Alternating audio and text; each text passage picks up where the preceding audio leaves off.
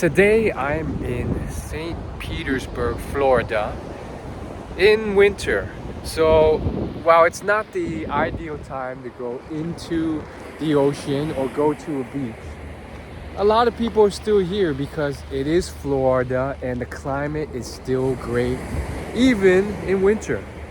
I'm actually also in front of the amazing DeMarco, which has been here for decades and decades, almost a century, I heard. It has this iconic pink painting coloring to it, and it's a luxury hotel essentially.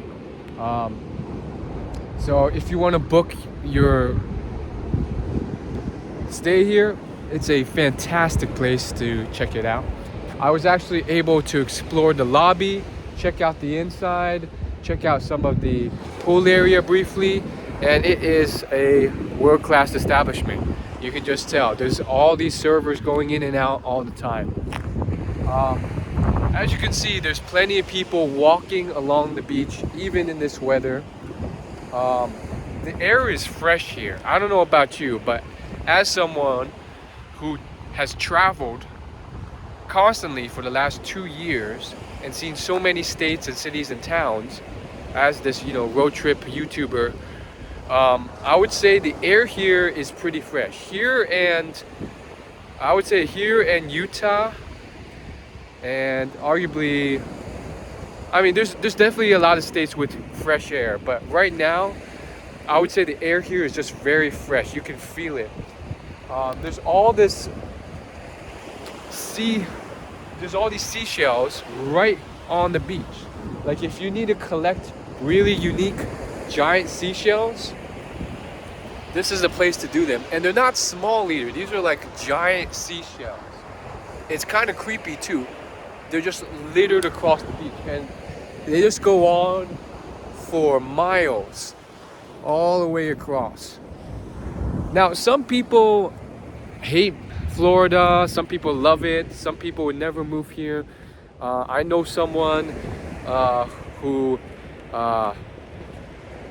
used to live here and then hated it and wanted to move away. And obviously it depends on what part of Florida, because some people live in Miami versus in a more small town suburb in Florida. But all I can say is it's a great place to visit. Living here, who knows, I've never lived here for more than a year. I have stayed here for extended periods, and those have more or less been good, if not great. But it really just depends. I think it's definitely more of a low-key, slower pace of life in certain areas.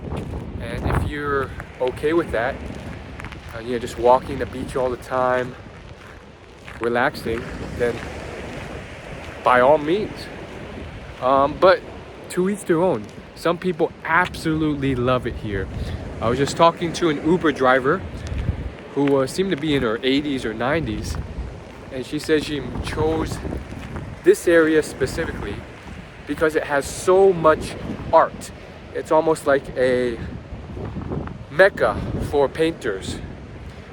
She moved here like decades ago, but since then the art scene has, if anything, just exploded even more. Now they're commissioning painters, she told me, to fly in, and they'll have their hotels, their food, everything paid for. Plus they get $1,000 for basically painting and kind of reconfiguring an entire building. So they get paid to do their art on a building of their free will and their freedom to express how that building, how they see fit. It's really quite interesting. So I don't know too much about that project, but it seemed really cool, and people from all over the world call in and bid to try and get those gigs all the time. Every month people call in and bid for those. So I guess what I wanted to tell y'all is that St. Pete, Florida It's a great place. Um, if you're following the chronology of my travels, you may be like, wait, weren't you just in another state? How are you back here? Well, I came here to visit someone, so I flew in, and I'll be back out shortly to resume my travels elsewhere. And yeah, what can I say? I wish I could have stayed longer and explored more, but it was incredible. And I mean, it's as simple as that, you know. It definitely doesn't have the hubbub and hustle of an overcrowded beach, at least in my opinion. And it definitely has a unique feel. Like, all beaches are different. Some have a more kind of pasty brown or black sand. This is more of like a whitish brown. Some beaches have white sand, some have yellow sand. This is more of like a whitish brown sand and then cold water. But that's also because the sun's about to set. And yeah, there's people, but it's not overcrowded. It's not like it's an excess amount. So that's about it.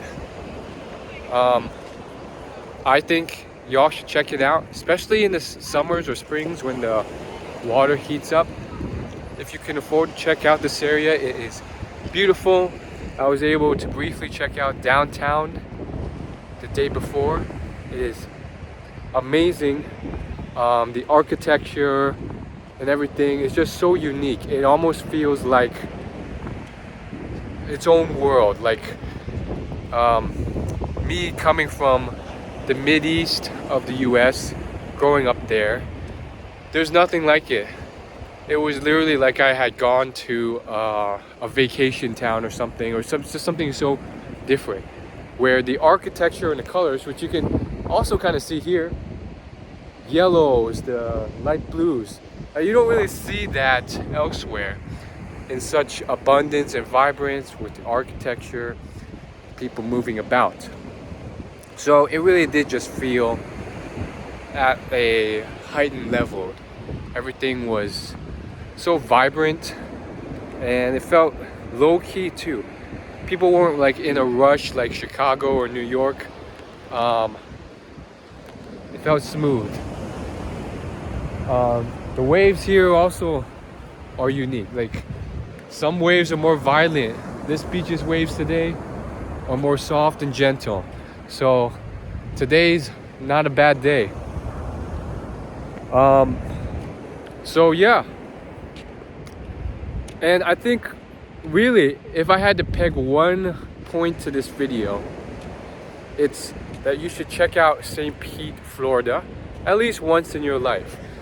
Whether it's for the beaches, the downtown area, to view the paintings and artists that thrive in this area, the architecture, or any of the other things, it really is quite an amazing place to visit and try. And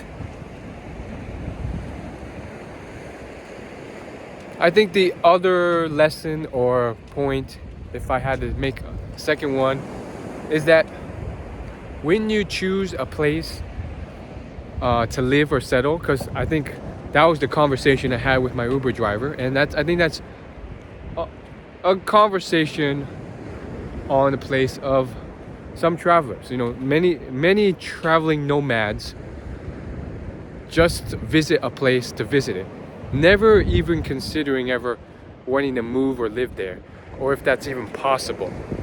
But for me, it is possible. So when you bring that into the mix, what's the best place to move? My Uber driver was talking about how we should pass through one area before getting here, and she said it had the highest concentration of oldest people in the whole country. Like, the average age was like 70 there. And I told her, well, there's probably a reason for that. Must be a great place to retire to. And she said, absolutely. It's always sunny. You won't go a couple days without the sun showing. The weather's great. It's always warm. You don't have to worry about snow. It's amazing. Versus somewhere like Seattle, where someone I met from Seattle said the sun won't pierce through the clouds for like 6 months straight at a time. It's just a terrible or different vibe, you could say.